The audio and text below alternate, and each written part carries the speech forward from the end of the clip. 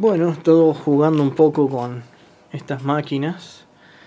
La idea básicamente va a ser armar una sola máquina de las dos, porque la verdad que la otra me parece que no está en condiciones de andar, pero sobre todo por el cabezal que tiene una raya bastante gruesa. Y bueno, igual he estado jugando con la otra para ver si la lograba hacer andar y no pude. Em, esta he estado alineando el sistema de carga y teóricamente debería estar bien. Eh, de hecho, si podemos ver, ahí está el indicador de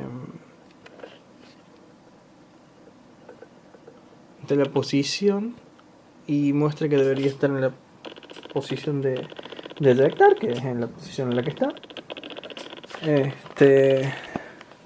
Pero al encenderla empieza a girar el cabezal y después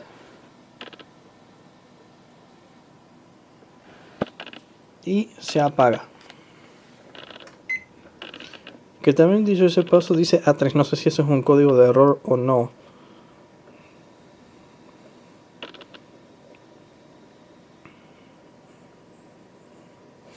Y cuando intento meterle un cassette,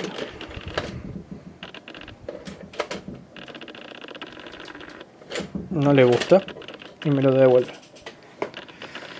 Así que bueno, para los que son más experimentados les pregunto qué se les ocurre que pueda hacer.